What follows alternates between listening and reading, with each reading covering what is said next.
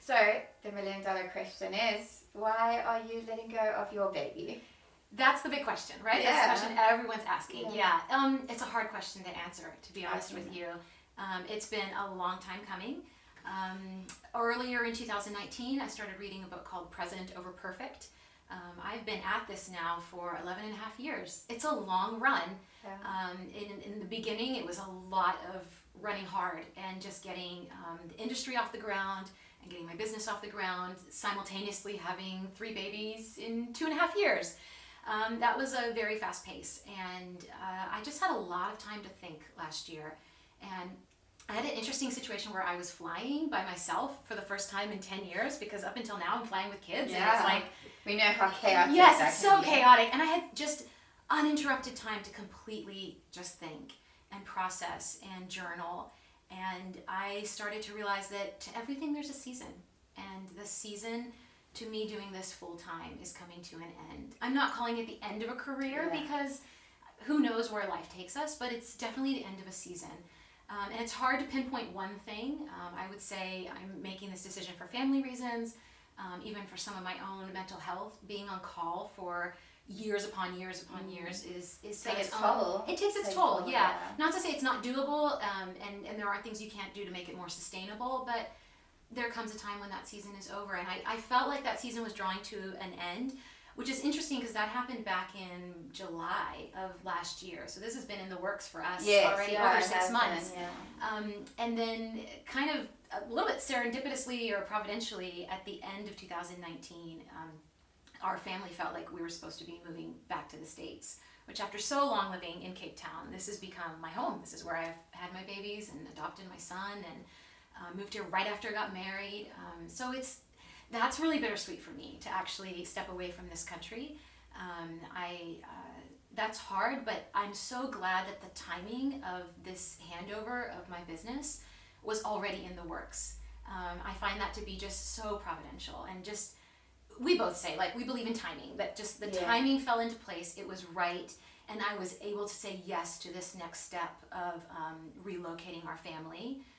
It almost cemented your original decision to let go exactly. of your baby, to, that you made the right choice, because things fell into place after that. Yeah, the easy way to say it is I'm, handing over my business and I'm moving out of the country, as if the two were coupled, but the actual decision making, it wasn't coupled. But now that I look back on how it's unfolded, it makes a lot of sense, and I have a lot of peace about it. And I have a lot of peace that you're the right person to hand this over to. And so, that's such a short answer to a really long process that I made with, much introspection, much prayer, with my husband, with my therapist. It's sad, but I'm also really proud of what I've built. I'm really proud of how it's ending. I could have just closed the doors, right, and just kind of be done with it and say, I'm sorry, I'm no longer booking, and that's the end of that. But I felt that there's a legacy here. There's a legacy to pass on, and there's still a lot of really good work that can be done by passing off to you. Which brings up the question for you: why do this? I mean, you already have an established business of your own. You're already the head of the South African Birth Photographers Association. Why take this on? That is a good question as well. I think that a lot of people probably have on their minds. For me, it's also, again, it goes back to timing, and it goes back to how my business has grown and developed, and how my road within birth photography has developed and journeyed through, from my first birth to getting into birth photography, to getting more and more involved in South African Association for Birth Photographers here, and then having the opportunity, and the timing was right to buy over from you, and being able to just grow in the industry.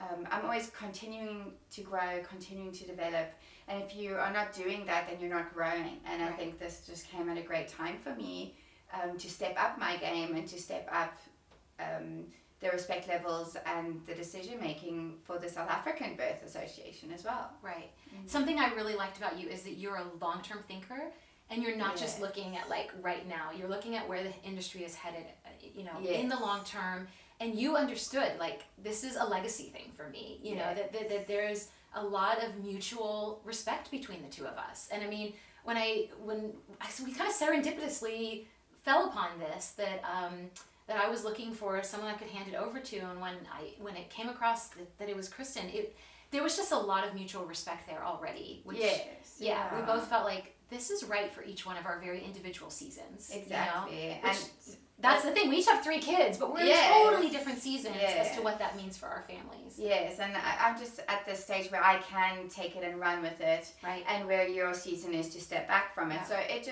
it paralleled very nicely, I think. And and I think I have such a great respect for what you've done over the last 12 years that it's easy to respect taking over from you and taking your baby from you, and knowing a mutual respect that, you know, I will look after it and cherish it, as well as growing it into something more than you have developed it, because it's the 2.0 version, which can only be better. Yeah. Something that I remember when I first met you, I sat down with her years ago as we were, Alda Smith and I were the co-founders of the South African Birth Photographers Association. And we had approached you about helping us and coming on board, because that was a lot to carry. And now you've become the head of the association.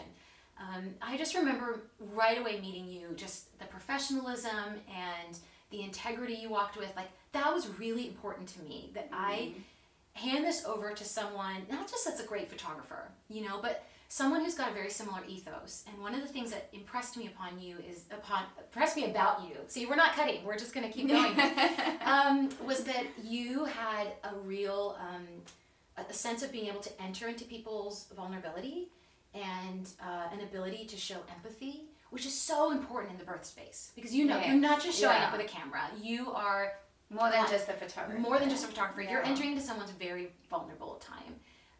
And there are some aspects to which this has shaped your story, and this allows you to be a more empathetic person. And I wonder if you wouldn't just share a little bit about that with us. Yeah, sure. I think as humans, you know, we're born into this world, and we have to develop and grow with circumstances that come our way, and we can never guarantee what's going to happen. We can wish, we can dream, we can just envision where our lives will go, but it never turns out to be the way that you think it will. So I think something that was a game changer in my life was when I had my 2 kids, my 2 little girls. They were 1 and 3, and then my husband went to work, and we were doing everything normal, and he never came back from work that day. He was killed on his motorbike on his way home. And just 2 days before that, we found out that I was pregnant with my 3rd baby. I cannot even imagine in the span of a week how much your life changed. Yeah, completely shifted. Yeah. And I think you go through those times, and you're just like, there were weeks where all I could think about was, how was I supposed to get through this? Like, how am I supposed to do this? How am I supposed to carry a baby and grow a baby inside of me and deal with the loss, and then still have a 1 and a 3-year-old that's just also demanding grieving, and they're going through all their own changes as well because of this, as well as just everything. And so that was a big shift in terms of having to pick yourself up from such a dark place and such a challenging place. And I think through that process and through that darkness, you do get shaped and formed and developed, and either you can turn cold, or you can turn and accept the vulnerability that you were in, the vulnerable stage, the depths of darkness that you've come from, and to sort of crawl your way out of that. And I think that that's something that, no matter, even if we try to get rid of it, it's always going to be in our souls. Like, so when I walk into a birth and I'm with clients and they're going through this incredibly life-changing moment, I can relate to just a life-changing moment, whether it be loss or growth or adding or taking away. You know, you're still reaching parts of your heart and your soul that some people never get to until they're 90. Right. So it was just something that had happened to me. I was 27 when I was a widow with 3 kids, you know. I have so much respect for your story, and I know that this isn't like what something we've gone through is defining, but it isn't the whole of who we are. Like, yes. I know this isn't the whole of your narrative, yeah. but I have so much respect for your story and for how capable you are, that, you know, like to have to build a business after that and engage in really vulnerable moments and bring your wholehearted self. I just, and be a single parent. I mean, I've always said on social media, like, I have so much respect for single parents and what that entails. And so, I'm just really, I'm really proud to be working with you. Thank you. And learning a lot from you in this process, even though I'm the one that's supposed to be teaching you a ton. So that's something we wanted to share, is that I've already been in the process of teaching her everything that I know. So I am pulling back all of the curtain and just fully kind of dumping my brain and my years of experience into you, and you now coupling that with your already built skill set. Yeah.